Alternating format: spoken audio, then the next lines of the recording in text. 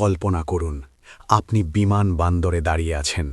হঠাৎ রাডার স্ক্রিনে ভেসে উঠল এমন একটি বিমানের ছায়া যেটির অস্তিত্বই থাকার কথা নয়।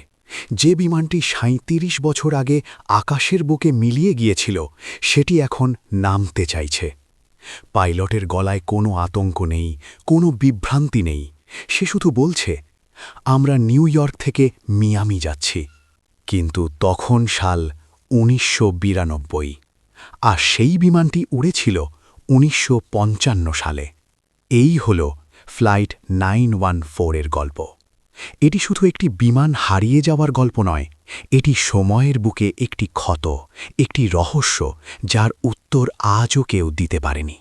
তাহলে শুরু করা যাক শুরু থেকে। ১৯৫৫ সাল ২রা জুলাই, নিউ ইয়র্কের এক সকাল। আকাশ পরিষ্কার, বাতাসে কোনো ঝড়ের গন্ধ নেই। পান আমেরিকান এয়ারলাইন্সের ডগলাস DC-4 বিমানটি রানওয়েতে দাঁড়িয়ে। ভেতরে ৫৭ জন যাত্রী, হাসি খুশি মুখ। কেউ কেউ পত্রিকায় চোখ বোলাচ্ছেন, কেউ পাশের যাত্রীর সাথে গল্পে মগ্ন। একটি মা তার ছোট্ট সন্তানকে কোলে নিয়ে জানালার বাইরে তাকিয়ে হাসছেন। কেউ জানত না এটাই তাদের শেষ দেখা। ফ্লাইটটি মিয়ামির উদ্দেশ্যে রওনা হল। ক্যাপ্টেন মিগুয়েল ভিক্টর একজন অভিজ্ঞ পাইলট। এই রুটে তিনি আগেও উড়েছেন। কোনো চিন্তা নেই, সব ঠিকঠাক। টেক অফের ১ ঘন্টা ৪৫ মিনিট পর রাডার থেকে বিমানটি হঠাৎ উধাও হয়ে গেল। কোনো বার্তা নেই, কোনো জরুরি সংকেত নেই, কোনো ইঞ্জিনের গর্জন নেই। যেন কোনো অদৃশ্য হাত আকাশের বুক থেকে বিমানটিকে টেনে তুলে নিয়ে গেছে। ফ্লোরিডা এয়ার ট্রাফিক কন্ট্রোল রুমে হইচই পড়ে গেল। বারবার কল করা হলো, কোনো সাড়া নেই। নৌসেনা পাঠানো হলো, কোস্টগার্ড সমুদ্রে তল্লাশি চালালো, হেলিকপ্টার উড়ল আটলান্টিকের বুকে। কিন্তু কিছুই পাওয়া গেল না।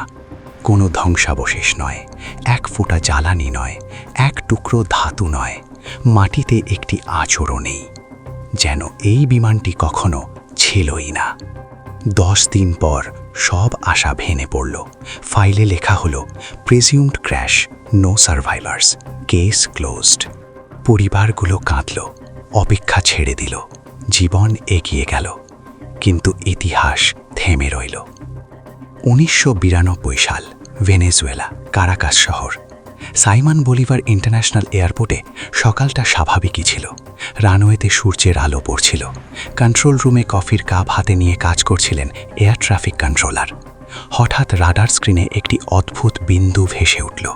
কোনো পূর্ব নোটিশ নেই, কোনো ফ্লাইট প্ল্যান নেই, ট্রান্সপন্ডারের কোনো আধুনিক কোড নেই। বিমানটির গতি, উচ্চতা, কোণ সবকিছু যেন ৫০-এর দশকের প্রযুক্তির কথা বলছে। কন্ট্রোলার প্রথমে ভাবলেন কোনো পুরনো মিলিটারি বিমান হবে, বা হয়তো কোনো প্রাইভেট ফ্লাইট রুট ভুল করেছে। রেডিও তুলে কথা বললেন। আর তখনই ঘটল সেই মুহূর্ত। মাইক থেকে ভেসে এলো এক শান্ত, স্পষ্ট কণ্ঠ। এটি pan American flight 914, new York থেকে মিয়ামি। কন্ট্রোল রুমে নীরবতা নেমে এলো। কেউ কাপ থেকে কফি রাখতে ভুলে গেল, কেউ চেয়ার ছেড়ে উঠে দাঁড়ালো। কারণ সবাই জানত, প্যান আমেরিকান এয়ারলাইন্স ১৯৯১ সালে বন্ধ হয়ে গেছে। আর ফ্লাইট 914, সেটি তো ৩৭ বছর আগে মহাশূন্যে হারিয়ে গিয়েছিল। তাহলে এই কণ্ঠস্বর কার?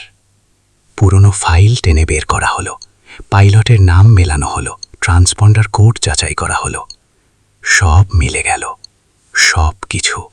Captain Miguel Victor, flight 914, departure new York, destination Miami. হুবহু সেই বিমান যেটি ১৯৫৫ সালে চিরতরে হারিয়ে গিয়েছিল। চ্যানেলটি ভালো লাগলে সাবস্ক্রাইব করে নেবেন। এবার আসছি পরের পার্টে। বিমানটি অবতরণের অনুমতি পেল। রানওয়েতে সতর্কতা জারি হল। মেডিকেল টিম, ইমিগ্রেশন অফিসার, নিরাপত্তা বাহিনী সবাই প্রস্তুত। কেউ ঠিকমতো জানে না কি আশা করতে হবে। তারপর আকাশ চিরে নেমে এলো সেই বিমান, ডগলাস DC-4। পুরনো মডেল, গায়ে ধুলো জমে আছে, পেন্ট জায়গায় জায়গায় উঠে গেছে, ডানায় সামান্য মরচে। কোনো আধুনিক ন্যাভিগেশন সিস্টেম নেই, যেন কোনো জাদুঘর থেকে উড়ে এসেছে একটি ঐতিহাসিক নিদর্শন। রানওয়েতে থামল বিমানটি, দরজা খুলল, এবং তখন যা ঘটল তা দেখে কন্ট্রোল রুমের অফিসাররা পাথর হয়ে গেলেন। এক এক করে যাত্রীরা বেরিয়ে আসছেন। মহিলারা পরেছেন 50-এর দশকের ঘটুনো পর্যন্ত স্কার্ট, পুরুষরা ফেডোরা হ্যাট আর ঢিলে ঢালা পুরনো ধাঁচের স্যুটে। হাতে কাগজের টিকিট, হাতে লেখা, কোনো বারকোড নেই, স্যুটকেসগুলো পুরনো আমলের। একজন তরুণী মা কোলে একটি ছোট্ট শিশু নিয়ে নামলেন। শিশুটির বয়স হবে 3 বছর। কিন্তু যদি 1955 সালে সে 3 বছরের শিশু হয়, তাহলে 1992 সালে তার বয়স হওয়ার কথা 40-এর ওপর। তবু সে শিশুই আছে। কেউ একটুও বুড়িয়ে যায়নি, কারো মুখে বলি রেখা নেই, চুলে পাক ধরেনি, যেন সময় তাদের একটুও স্পর্শ করেনি। 37 বছর যেন তাদের কাছে কেটেছে মাত্র কয়েক ঘণ্টায়। কয়েক ঘণ্টার মধ্যে খবর ছড়িয়ে পড়ল। টেলিভিশনের পর্দায় ভেসে উঠল সেই বিমানের ছবি। 37 বছর পর ফিরে এলো রহস্যময় ফ্লাইট। কি সত্যিই টাইম ট্রাভেল হয়েছে? অতীত থেকে ফিরে এলো মানুষ। ক্যামেরার ঝলকানিতে এয়ারপোর্ট প্রাঙ্গণ ভরে গেল। সাংবাদিকরা দৌড়াচ্ছেন, সরকারি কর্তারা ঠেলাঠেলি করছেন। ইমিগ্রেশন অফিসার হুয়ান কর্তেকে যাত্রীদের জিজ্ঞাসাবাদের জন্য পাঠানো হলো। তিনি যেই বিমানের দিকে এগিয়ে গেলেন, ঠিক সেই মুহূর্তে ঘটল সেই অবিশ্বাস্য ঘটনা। ক্যাপ্টেন মিগুয়েল বাইরে একটি কাগজ বা হয়তো কোনো ক্যালেন্ডার দেখলেন। তার মুখে হঠাৎ ভয়ের ছায়া পড়ল, চোখ বড় হয়ে গেল। মুহূর্তের মধ্যে দরজা বন্ধ হয়ে গেল, ইঞ্জিন গর্জন করে উঠল। কোনো অনুমতি ছাড়া, কোনো সংকেত ছাড়া বিমানটি রানওয়ে থেকে ছুটে গিয়ে আবার আকাশে মিলিয়ে গেল। সবাই আকাশের দিকে তাকিয়ে রইলেন। নীরবতা। সেই বিমান আর কোনো দিন দেখা গেল না। 1993 সাল।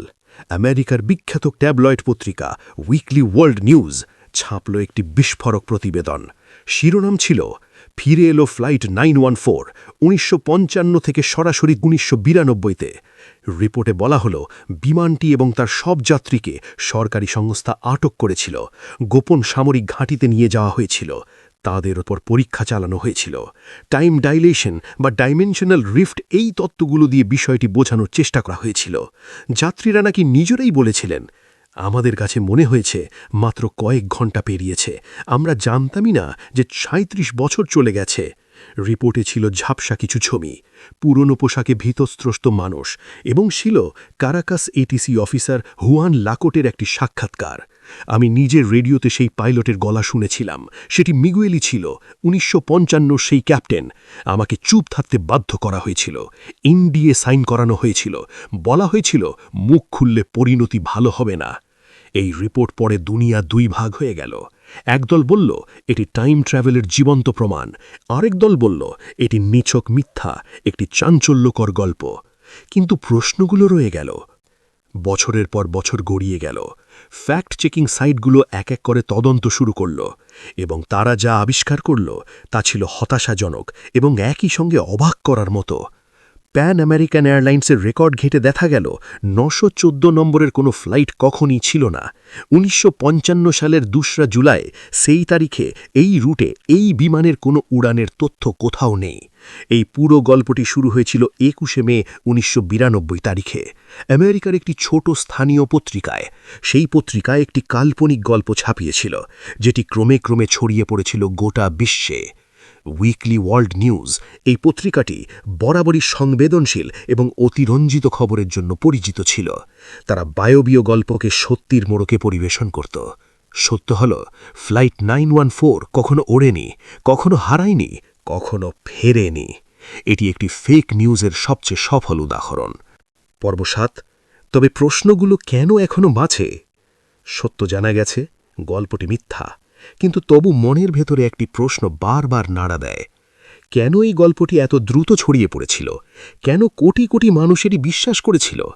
কারণ আমাদের মনের গভীরে কোথাও একটি আকুলতা আছে। আমরা বিশ্বাস করতে চাই যে সময় শুধু একমুখী নয়। আমরা চাই হয়তো কোথাও একটি দরজা আছে যেটি দিয়ে অতীতে ফেরা যায়, যেখানে হারিয়ে যাওয়া মানুষগুলো এখনও আছে, যেখানে মৃত্যু নেই, বিচ্ছেদ নেই। ফ্লাইট 914 সেই স্বপ্নটিকে একটু সত্যি মনে করিয়ে দিয়েছিল। আর সেটাই ছিল এই গল্পের সবচেয়ে বড় শক্তি। বিজ্ঞান বলে টাইম ট্রাভেল তাত্ত্বিকভাবে অসম্ভব নয়। আইনস্টাইনের থিওরি অফ রিলেটিভিটি বলে আলোর গতিতে চললে সময় ধীর হয়ে যায়। ওয়ার্ম হোল বা স্পেস টাইম কার্ভেচারের মাধ্যমে অতীতে পৌঁছানো হয়তো একদিন সম্ভব হতেও পারে, কিন্তু সেই দিন আজ নয়। আর ফ্লাইট 914 তার প্রমাণ নয়। শেষ কথা, শেষ প্রশ্ন। তাহলে সব জানা হয়ে গেল, ফ্লাইট 914 মিথ্যা, গল্পটি বানোয়াট। কিন্তু তবু আজ রাতে ঘুমানোর আগে একবার ভাবুন, যদি সত্যি কোথাও এমন একটি বিমান থাকত যেটি সময়ের বাইরে চলে গিয়েছিল, যদি সত্যি 57 জন মানুষ 37 বছর পার করে ফিরে আসত, একটুও না বুড়িয়ে, তারা কি দেখত এই পৃথিবীতে? তাদের প্রিয়জনেরা বৃদ্ধ হয়ে গেছেন, কেউ কেউ মারাও গেছেন, পৃথিবী বদলে গেছে, কিন্তু তারা আটকে আছেন সেই 1955 সালের মুহূর্তে। কি ভয়াবহ একাকিত্ব হতো 1955 সালের মুহূর্তে। কি ভয়াবহ একাকিত্ব হতো সেটি। হয়তো সেই কারণে পাইলট মিগুয়েল আবার উড়ে গিয়েছিলেন, কারণ এই পৃথিবীতে তার আর কোনো জায়গা ছিল না। এই ছিল ফ্লাইট 914-এর রহস্যময় গল্প। সত্য হোক বা মিথ্যা, এই গল্প আমাদের একটি কথাই মনে করিয়ে দেয়: সময় অমূল্য, প্রতিটি মুহূর্ত অনন্য, কারণ একবার যা চলে যায় তার ফেরে না। আর যদি কখনো ফেরেও, তাহলে সেটা হয়তো আরও বড় এক দুঃস্বপ্নের শুরু। আপনি কি মনে করেন টাইম ট্রাভেল সম্ভব, নাকি এটি চিরকালের কল্পনা? নিচে কমেন্ট করে আপনার মতামত জানান। ভিডিওটি ভালো লাগলে লাইক করুন, শেয়ার করুন এবং চ্যানেলটি সাবস্ক্রাইব করুন, কারণ রহস্যের পরের দরজাটি সব সময় আরও অন্ধকার।